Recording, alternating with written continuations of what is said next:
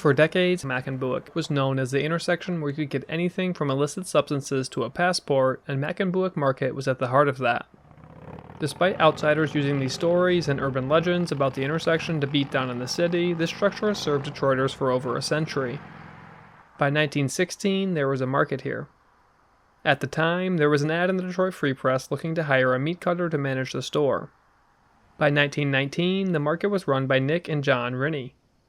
In 1931, the Rennie brothers placed an advertisement in the Detroit Free Press wishing their friends and customers a happy Christmas.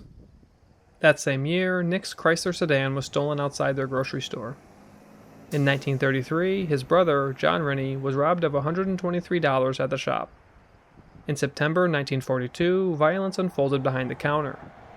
Nick Rennie, still co-owner of the market, claimed that he shot Harold H. Bondy, a beer distributor union rep, because he threatened him and said he wouldn't be able to get any more beer if he didn't join the union, which had a $10 initiation fee and $2 monthly dues. Rennie was released on a $3,000 bond, and the Brewery Workers Union picketed outside the Rennie store, pictured here. The recorder's judge dropped the charges against Rennie after Bondy, the victim, informed police that he did not want to press the case. After the incident between the Rennie brothers and the union rep, the timeline gets murky. By the 1970s, the structure had become known as Mack Bewick Market and was run by Salvador Munaco. His father-in-law, Anthony Catalafio Sr., a Sicilian, helped run the store, as he'd been in the grocery business for decades. The Munacos didn't have the best reputation in Detroit. In 1960, Salvador and Anthony Munaco were charged with accepting Detroit Welfare Department checks as currency in return for alcohol at a store they ran together downtown. In 1978, the duo were charged with 76 counts of falsifying Medicare and Medicaid reimbursement applications, mail conspiracy, and conspiracy. By 1980, they owned 8 nursing homes in the Detroit area. The market on Mack and the neighborhood surrounding it changed over time as Detroit's tax base eroded.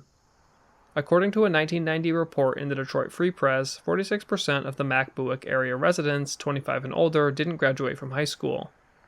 With over 25,000 people in the neighborhood, that statistic is vital to understanding the issues that plagued it at the time.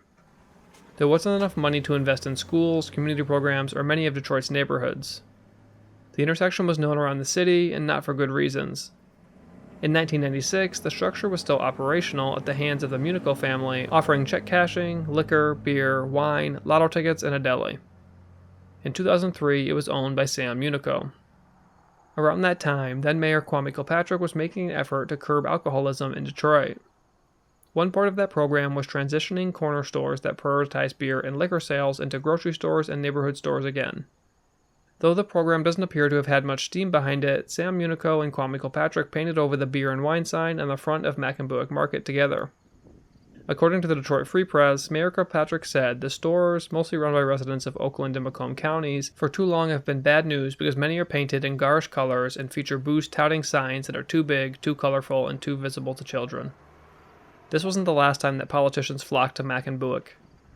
In June 2015, District 5 City Councilwoman Mary Sheffield, likely the next mayor of Detroit at the time of recording, held an event at the corner with the hopes of helping those in the neighborhood find job leads, get proper ID, keep their utilities on, keep or get a roof over their head, expunge felonies from their record, and even connect them to substance abuse treatment, according to the Detroit News.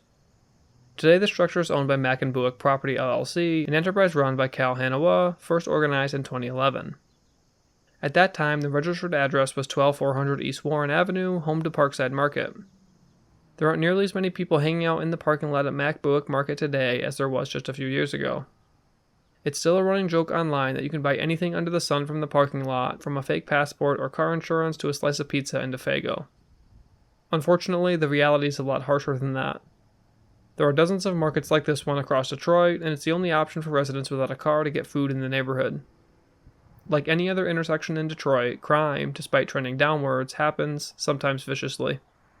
Around 10:30 a.m. on August 7, 2025, 6 days before I recorded this video, a shooting took place at the intersection between 3 gunmen, leaving 2 dead and another in custody, though police say he was acting in self-defense. Reputation aside, I'm just happy this over a century-old structure is still standing.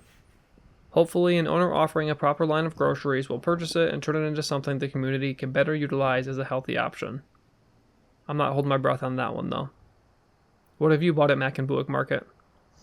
If you enjoyed this, please throw a like on the video, drop a comment down below, and subscribe to the channel for a new video every Friday. If you have a suggestion for a video I should make on a building, neighborhood, or place, drop a comment down below about that too. If you want to support the channel, you can look in the description below to buy a t-shirt that I've designed or get a print from my print store. Until next time, this building matters.